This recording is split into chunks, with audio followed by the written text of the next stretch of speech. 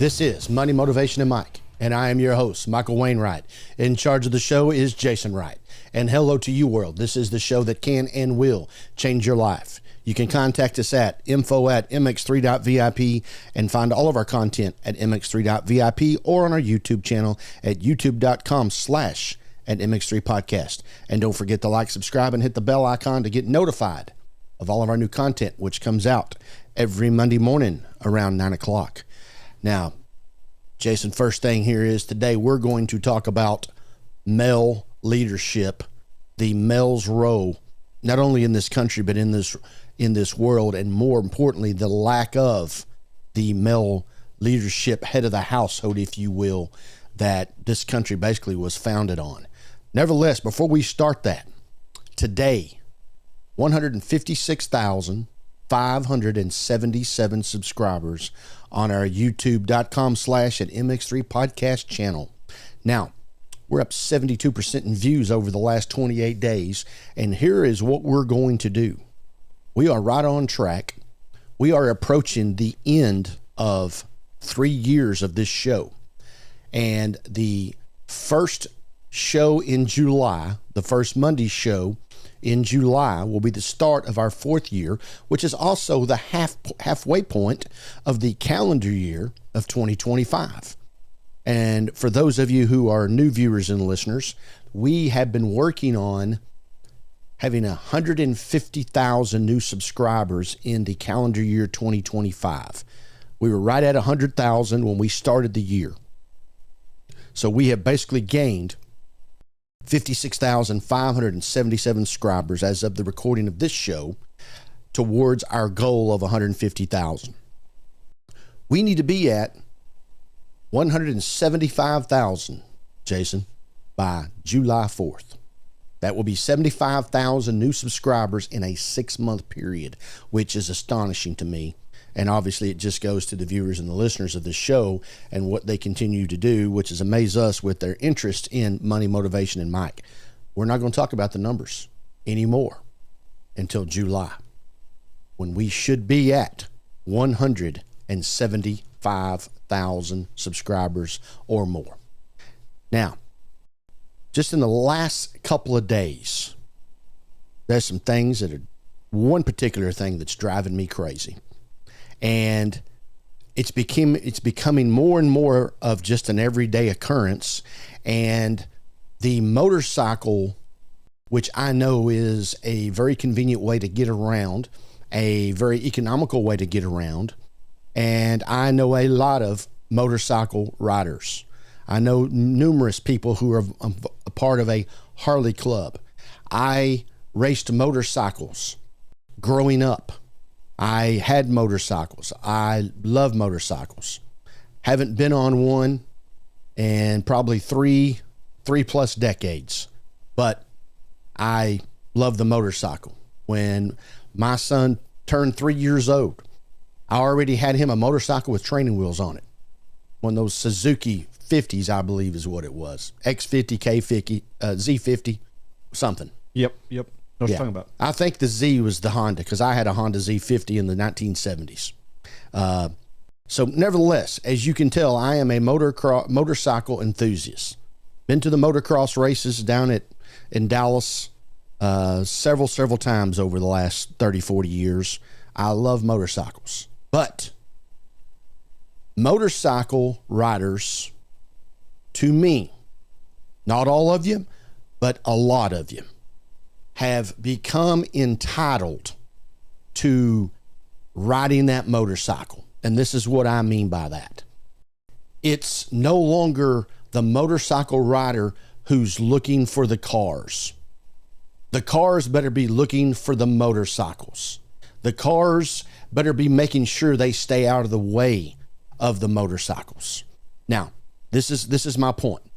And I just happened to be in some very thick traffic just yesterday. And the cars are basically standing still. And here comes motorcycles right up and down the lanes. Matter of fact, I think it's just as dangerous as anything I have ever seen. You're basically on a death wish riding in between these cars going 40, 50 miles an hour, trying to get in front of the traffic jam that you are currently sitting in, which is illegal, Jason. Now, let me read you this. In Texas, lane splitting, where a vehicle rides between lanes of slow-moving and stopped traffic, is illegal. There in California, they have legalized lane splitting. And that is probably the last place they should do it with the traffic that they have out there. Yeah. Los Angeles is considered the worst traffic in the United States, if not in the world, many, many years running. Utah, Montana, and Arizona have somewhat allowed a similar practice under specific conditions. Didn't get into that, didn't look that up. So of the 50 states, 1 allows it, 3 kind of allow it, 46 don't allow it. Lane splitting. Now, here's the other thing to that. It's just as dangerous as can be. Now, you're sitting here and stop traffic, and then it starts moving. Lots of times, maybe you move to the left or to the right. The motorcycle is not supposed to be lane splitting. If you clip that motorcycle while they're going by you illegally, you're now in trouble. And God forbid something tragic happens, and then you're looking at murder charges, etc. It is ridiculous. And the Texas Department of Public Safety, in my eyes, has not enforced this lane splitting. Somebody's going to have to get killed before we put an end to this deal. It just drives me crazy. I mean, they zoom by you. Mm-hmm. I wouldn't do it if I could do it, if I had a motorcycle to do it on. But they do it every day. Yeah. Every day. And it's just driving me crazy because I know it's coming. And we, as a society, are not doing anything about it. You see, watch out for motorcycle month signs around, etc. But the motorcycle people don't seem to be too concerned about what they're doing on the back end of that bike. And then I come to today, going down one of the local thoroughfares here in this city, and I'm going 30 miles an hour. I'm in a 30 mile an hour road. Mm-hmm. And it couldn't go any faster. The traffic is pretty thick, but there was a gap between me and the car in front of me. I'm going to say 50 yards, and a motorcycle with a person on the back, you know, them little low seats that look like they're about 8 inches, and somehow 2 people get on it. Yeah. With no backrest. It another just awful looking thing to happen. You're just praying that somebody doesn't get hurt. A motorcycle pulls out in front of me to turn into the direction I'm coming. And so they got to pass my car and then turn. And like I say, maybe 50 yards in between me and the car in front of me, to the point where I lay on the horn. And you know what the motorcycle guy does? Flips you the bird? Both of them do. Yes. Yep. Both of them do. I can see that. Pulls out in front of me. Yep. Okay, if I hit them, I'm going to have some damage to the front of my car. My airbags may not even go off. Right. The chances of their survival is slim. Yeah. I hit my brakes, I lay on my horn, and I get 2 number ones from 2 different people. Incredible. Yeah. And it's just a matter of time for something to happen if you're continuously doing that on a daily basis. I don't know if a particular rider's doing it on a daily basis, but it's being done on a daily basis. You know, in some areas where there's traffic every day on that highway, they go up and down. There's no doubt. They're jumping in there, splitting lanes. I feel certain that if for those who live in a metroplex, such as Dallas, Fort Worth, or Atlanta, Chicago, wherever, we know that with a lot of gas prices that some people feel are very, very strong, a 2-wheeler is the way to get around. Yeah. And now we're just exploiting those laws, and there is nothing being done about it. If there's something being done about it, it's not enough to make a difference because it continues to happen every day. Yeah. All right. Well, that's my rant on the Motorcycle Enthusiast, which I don't know, maybe next week the Hells Angels might be down here wanting to get in on the show. We'll interview. I would love to have the Hells Angels on here. That would be an incredible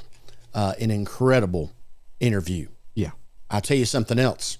I bet the Hells Angels are big time supporters of bike safety. Yes. I bet they are too. I bet they are. And I bet they'd be very aggravated with some of the things that happened in front of my eyes in the last couple of days when it comes to the motorcycle. Yeah. Yeah. Those motorcycle groups, I don't want to call them gangs. I want to call them organized groups of enjoyment. Because I've got some clients that, I just love them to death. And on Saturday, they're riding with their biker club. Going on a 50-mile excursion, go somewhere and eat and drive back. And it sounds like a lot of fun. But nevertheless, okay, Jason, well, right now your list is about 3 pages long of people you're supposed to get on this show. And now we'd like to have the head of the Hells Angels, which I believe is headquartered in Sturgis. Maybe. I believe they have a building, a club hut, or whatever you want to call it in Sturgis. They'd have to be for that deal. One would think. One would think. Now, I've been on the motorcycle deal. Now I'm going to get on to half this country, half this nation, half this world, and that is the male. And how, when you were growing up, I'm just going to say up until probably the mid, about 1980, and that has no significance on some of the things that happened in my life in 1980, but the man was the head of the house. Now, that didn't mean he was a dictator or a ruler. He was in charge of making sure that things had order. That, number one, you were safe. You were fed. You were clothed. You were taken care of. You lived in a decent quality home, and it didn't have to be the mansion on the hill. Some of the nicest places I've ever been in is some of the smallest, probably less than $50,000 houses, because those people had immaculate floors, and there wasn't a crumb anywhere. It was clean. And you can tell a lot about people by that. But nevertheless, the head of the house, and then you take that out into society. You take that to the church, where the man is supposed to be the head of the house. That's just not at the top of the priority list anymore. We all know, and I've said this many times, the church and the schoolhouse, two big parts of most people's lives. The best organization in any church is the women's organization, not the men's. The PTO, the PTA, whatever it is, the parties at the schools, always dominated by the women's group. Not necessarily because they want to, because they have to. Mm-hmm. Men often say no. Seems like women never say no. They just pick up and do.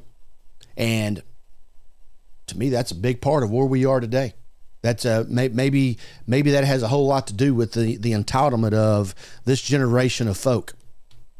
Maybe it has a lot to do with where we are with our politics and our world affairs, and why our country is divided in disarray for the most part. Maybe it's male leadership. Maybe we've gotten ourselves to this point where we are right now because they're the lack of, and I'm a believer in that for sure. And also coming from a background where, growing up as a kid, my family parted ways. Me as a father, my family parted ways. And that's the way it is. And things like that happen. But what you do about it is what matters the most. And most of the time, it doesn't turn into a positive. 80% of the time, it turns into a negative. And that, to me, all starts with the MALE, male, and lack of leadership thereof. So, here's some thoughts, rules, thoughts that you should teach your son, because the next generation needs to be started with a younger male child that's going to turn into a young adult, that's going to turn into a father, a grandfather, and hopefully a great-grandfather, and be a leader of some sort. You never hear about the kingpin godfather being a female. It's always the male.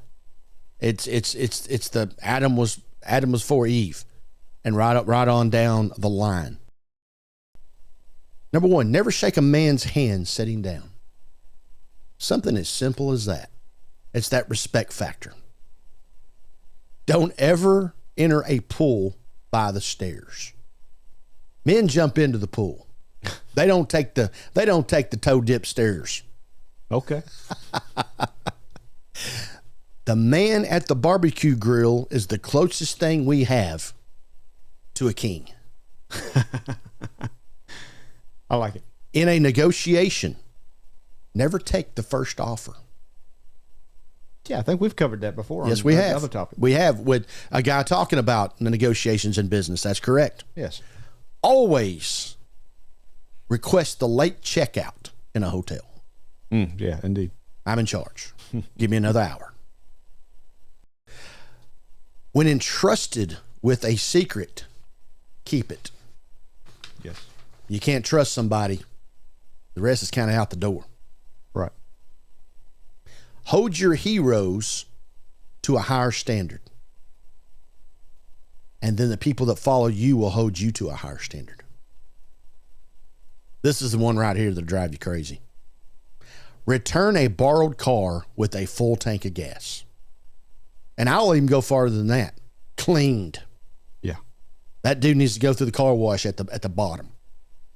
What if the person you borrowed it from lives on a dirt road anyway? Just go back clean. Okay. Needs to be. You need to show them how to clean their car. That's right. By returning it shiny. Number 9. Number 9. Play with passion or don't play at all. Going through the motions is not the way you do it.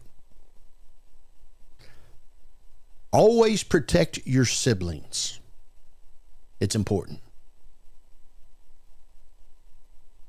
Don't let a wishbone grow where a backbone should. Woo! I know a lot of males that don't have a backbone. Yeah. Matter of fact, we have a list of, we call them jelly bones. They're jelly. Now, this one's gone forever. I've never done this. Carry 2 handkerchiefs. One in your back pocket for you and one in your breast pocket for her. I don't ever remember a time where that was a practice. Maybe we should. Now you're going to love this one, Jason. Okay. You marry the girl, you marry her family. Yeah, I know a little bit about that. Be like a duck, calm on the surface, padding like crazy underneath. Got to be calm on the surface. Yep. I struggle with that one. Yeah. What is the appearance? Everything looks calm, even though it ain't. Got a raging bull inside. Experience traveling alone. Can you see yourself getting in a car, driving to a local city, maybe walking through the mall, maybe picking up a ball game, going to a show, spending the night in a hotel by yourself, getting up the next morning and eating breakfast and driving home? I can't see that myself. Not just because, maybe on business anyway. Never turn down a breath mint. Probably wise. Yeah, it has nothing to do with what your breath is. Okay. It's the rejecting of the other person. Ah. You need it, I don't. Are they saying your breath stinks? No, it has nothing to do with that at all. But you see what I'm saying? Yeah. You need it, I don't, because I don't need breath mints. It also says, I'm not willing to have acceptance from you. That's what that means. It's a it's a good gesture. Okay. A sports coat is worth 1,000 words. I got rid of most of my suits in the last 5 years. I have not thrown away one sports coat. Get more, you said it? Sports coats? Sports coats, blue jeans, Yeah. 1,000 words. Yeah. Try writing your eulogy and never stop revising it. All right. This was a big one to me. Stand on principle. Now, like I've said before, standing on principle, everybody's behind you. You turn around, you can't find anybody. Standing on principle is a very costly thing. Friendships, family, financial. The 3 F's. Standing on principle will cost you one, if not all 3 of those, most times. And that hits me right in the heart. I'd like to see this one take place. Eat lunch with a new kid.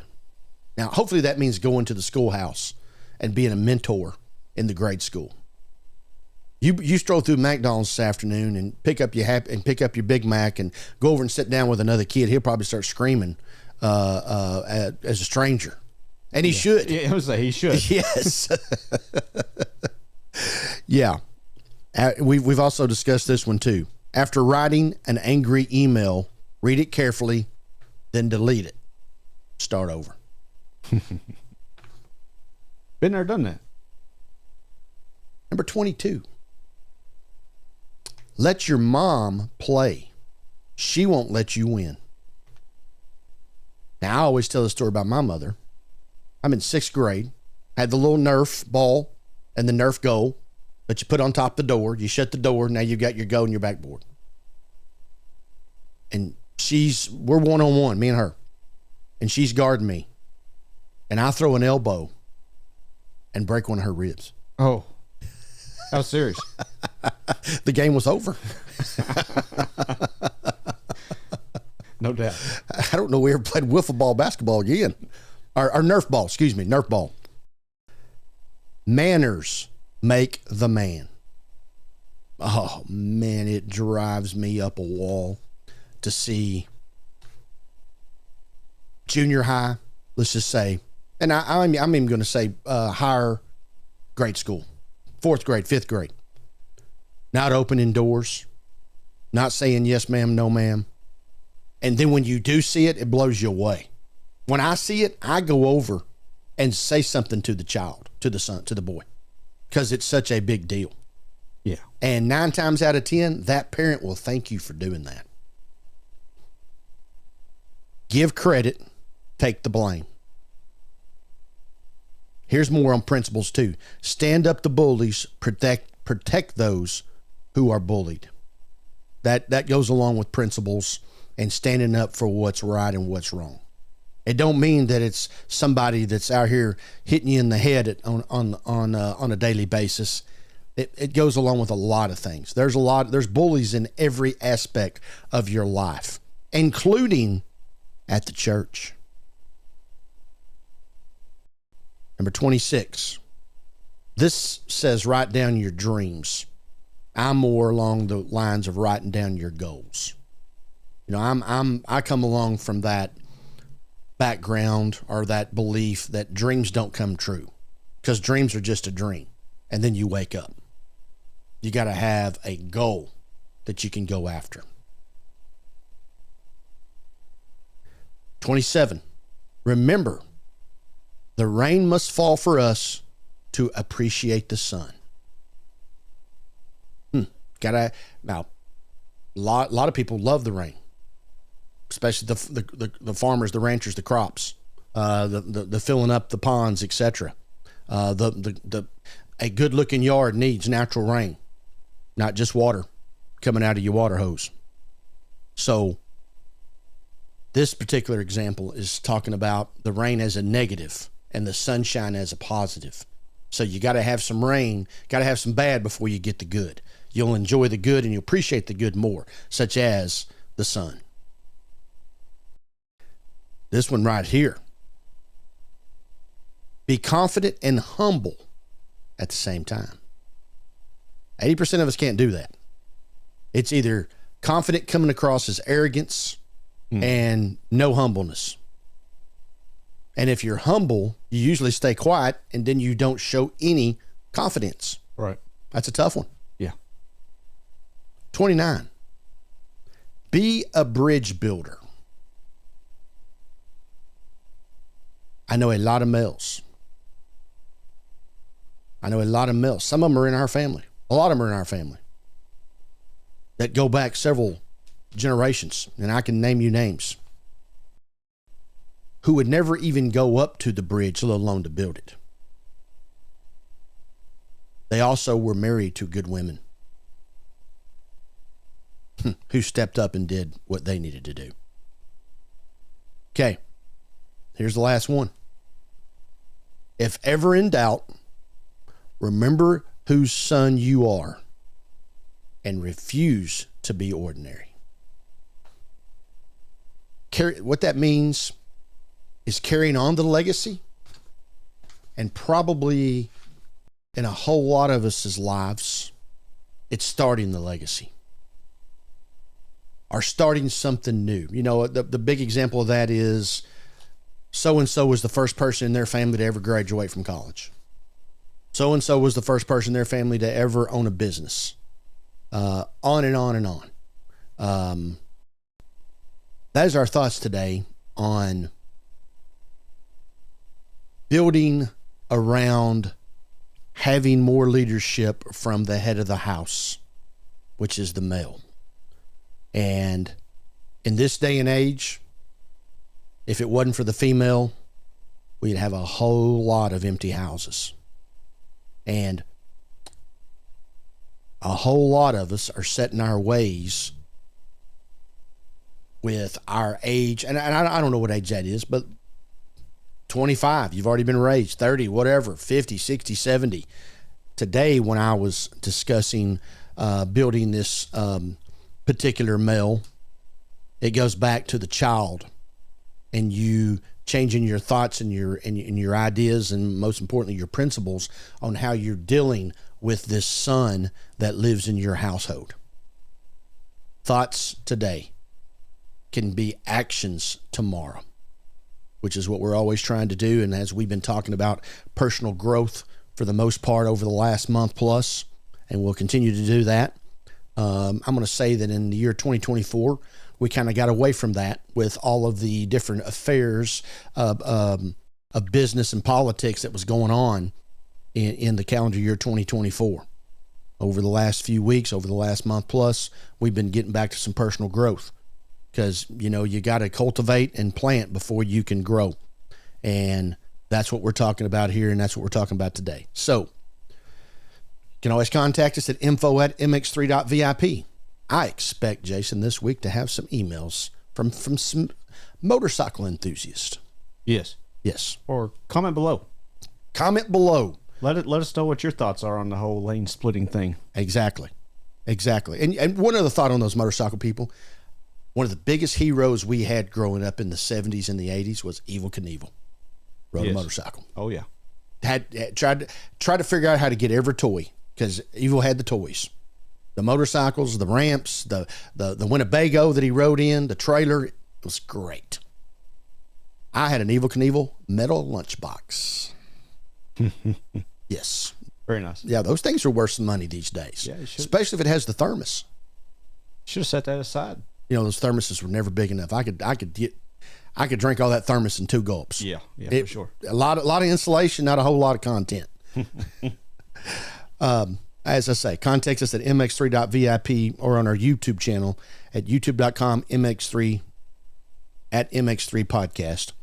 And don't forget to like, subscribe, and hit the bell icon. As Jason just said, when you're looking at our episodes, go down and make your comments below right now.